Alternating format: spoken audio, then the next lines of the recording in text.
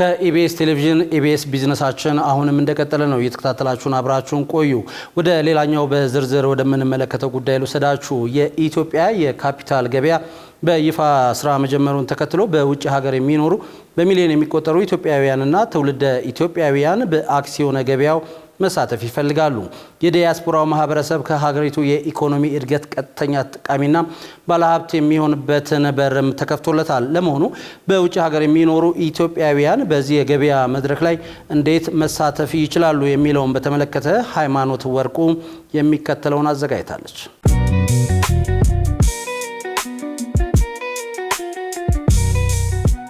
ካፒታል ገበያ በይፋ ስራ መጀመሩ ይታወቃል። የተለያዩ ኩባንያዎችም እንግዲህ ተመዝግበው ያላቸውን አክሲዮኖች ለገበያ እያቀረቡ ይገኛሉ። ካፒታል ገበያ ለኩባንያዎች የረጅም ጊዜ የካፒታል ምንጭን እየፈጠረ ሲገኝ፣ ለዜጎች ደግሞ የአክሲዮን ገበያ ባለቤት እያደረጋቸው ይገኛል። ታዲያ በውጭ የሚኖሩ ኢትዮጵያውያንና ትውልደ ኢትዮጵያውያን ካፒታል ገበያው ምን አይነት እድልን ይዞላቸው መጥቷል? በዚህ ካፒታል ገበያ ለመሳተፍስ ምን አይነት ቅድመ ሁኔታዎችን ማሟላት ይጠበቅባቸዋል? አጠቃላይ የህግ ማዕቀፉስ ምን ይላል የሚለውን ሀሳብ አንስተን ቆይታ ልናደርግ ነው። በቅድሚያ ግን አሁን ያለበት አጠቃላይ የካፒታል ገበያ እንቅስቃሴ ምን ይመስላል የሚለውን እንመልከት። የመጀመሪያውን ሙሉ የሚባል አይነት የፋይናንሻል አመት መዝጋታችን ነው። አሁን ዛሬ ላይ ሆነን በተለያዩ ገበያዎቻችን እና በተቋሙ ሪሊ የዝግጁነት ትንሽ ከፋፍዬ ባስረዳ የዛሬ አመት አካባቢ ገና ኤክስቼንጁ የመጀመሪያውን የትሬዲንግ ኦፐሬሽን የጀመረበት ጊዜ ነው። የመጀመሪያዎቹን 2 ባንኮች ሊስት አድርገን የመንግስት የግምጃ ቤት ሰነድ ሊስት አድርገን ስራ የጀመርንበት ነው። ስለዚህ ሐምሌ ላይ በዚህ ሰዓት አካባቢ ገና የትሬዲንግ አክቲቪቲ የጀመርንበት ነው። በአብዛኛው አመቱ ሙሉ ብዙ ስራ ሰራን የምንለው በተለይ የኢንተርባንክ መኒ ማርኬት የምንለው በባንኮች መካከል የሚደረግ የገንዘብ ገበያ ከጠበቅነው በላይ በጣም አድጎ ዘንድሮ አይ ቲንክ አመቱ ስንጨርስ ከ3.3 ትሪሊዮን በላይ አጠቃላይ ግብይት አካሂደናል። በአመቱ ከ2.5 ትሪሊዮን ብር በላይ ነው። ከቅርብ ጋር ስታየው ለምሳሌ 1 ትሪሊዮን አካባቢ የታሰበበት ማርኬት ነው። ከእጥፍ በላይ ነው እድገቱ። ይሄ አክሲዮን ገበያ የምንለው ፕሮፐር የኢኩቲ ማርኬት የምንለው እኛ በአመቱ ያሰብነው ወደ 9 ኩባንያዎችን ሊስት ለማድረግ ነው። ወጋገንና ገዳ ብለን የጀመርናቸው 2 ባንኮች ላይ ተጨማሪ 3 ተቋማት መጥተው ቢያንስ 5 አሁን አክሲዮኖች ኤክስቼንጁ ላይ ይገበያያሉ። የኢንቨስተሮች ቁጥር እያደገ ነው። እንግዲህ ለመጀመሪያ ጊዜ ሰዎች አካውንት መክፈት ወደ ገበያ መጥቶ በኤሌክትሮኒክ መንገድ መገበያየት አዳጋች ነበር። በአመቱ ጥሩ ስራ ሰራን ነው። በተለይ ለአገናኝ አባሎቻችን ከኋላ የሚያግዝ የባክ ኦፊስ ሲስተም የብሮከር ባክ ኦፊስ ሲስተም እና የመገበያያ ደግሞ የሞባይል መተግበሪያ አስተዋውቀናል። ያ ለኢንቨስተሮች በቀላሉ ወደ ገበያው እንዲመጡ እድል ሰጥቷል። ገበያው እየተሟሟቀ ነው። እንደምታውቁው የአክሲዮን ማህበራት በተለይ ግዴታ የተጣለባቸው የአክሲዮን ማህበራት አክሲዮን ማህበራት ስንል ደግሞ ባለድርሻ ኢንቨስተሮች ያሏቸው ከ50 በላይ ቁጥራቸው እና ኢንቨስትመንት መጠናቸው ደግሞ የተከፈለ ከ10 ሚሊዮን ብር በላይ ያላቸው ተቋማት በሙሉ እንዲመዘገቡ ግዴታ ተጥሎባቸዋል። ተመዘገቡ ማለት ፍቃድ እንዲያገኙ ነው። ፍቃድ አገኙ ማለት የተለያዩ ግልጽ ወቅታዊና ተአማኒነት ያለው መግለጫ በሚጠበቀው ጊዜ የመስጠት ግዴታ ይጣልባቸዋል ማለት ነው። ቁጥጥር ይደረግባቸዋል ማለት ነው። ይሄ ቁጥጥር ለምንድን ነው? ኢንቨስተሩን ከመጠበቅ አንጻር ነው። ባለ እንግዲህ እዚህ ሀገር ላይ እንደምታውቂው ኢንሹራንሶች፣ ባንኮች በአክሲዮን የተቋቋሙ ናቸው። አሁን ትላልቅ ግዙፍ ሆነው እንደዚህ ያየናቸው ባለፉት 30 አመታት በሚሆን ጊዜ ውስጥ የተፈጠሩ ናቸው። ይሄ ጥሩ ሰክሰስ ስቶሪ ነው። ስኬት ትልቅ ስኬት ተደርጎ የሚወራ ነው የሚነገር ነው። ነገር ግን በዛው ልክ ደግሞ የግል ሀብቶችን ከየግለሰቡ ሰብስቦ የጠፉ የሰረቁ የካዱ አሉ። ህዝባችን ያ መጥፎ ጊዜ አሁንም እንዳይቀጥል ነው የኢትዮጵያ ካፒታል ገበያ ተቋቁሞ ኢንቨስተሮችን ፕሮቴክት ለማድረግ ወደዚህ የተገባው። ስለዚህ ማንኛውም አክሲዮን ማህበር አቋቁማለሁ ሐሳብ አለኝ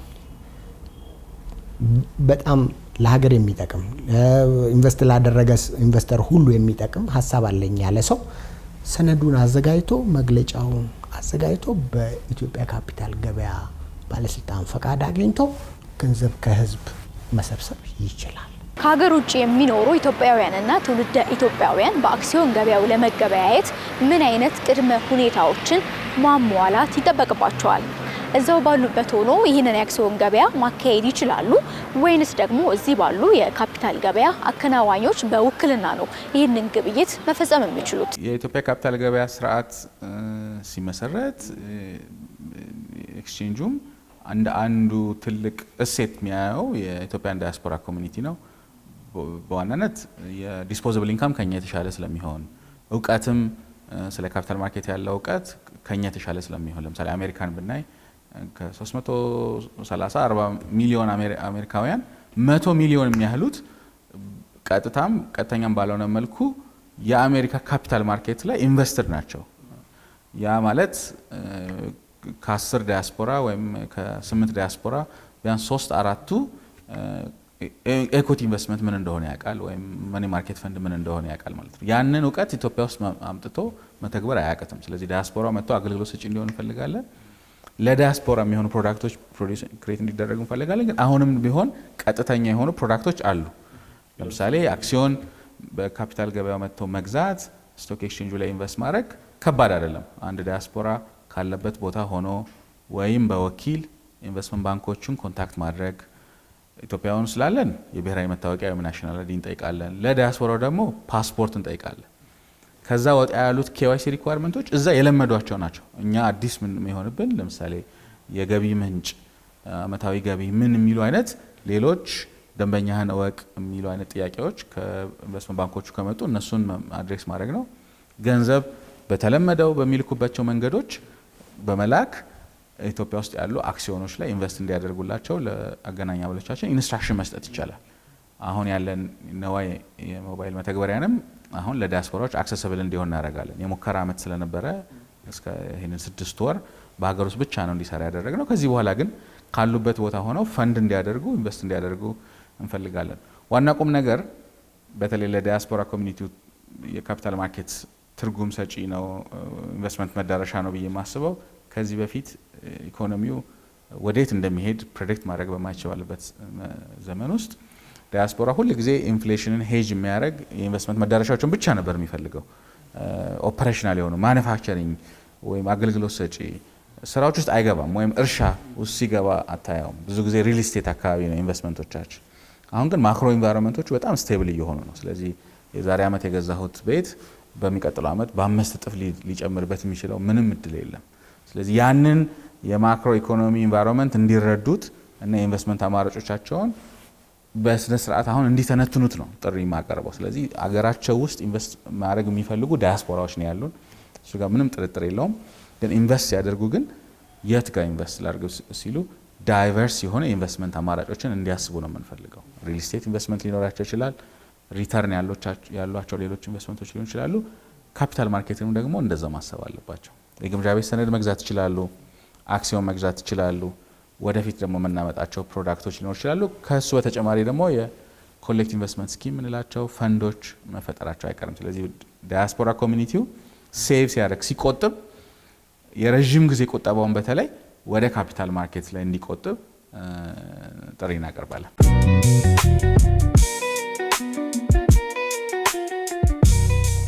ባንኮች ናቸው የገቡት ብዬሻለሁ።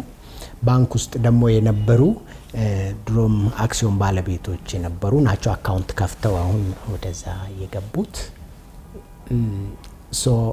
አዳዲስ የምንላቸው ወጣቶች ስለ ካፒታል ገበያ ትንሽ እውቀት ያላቸው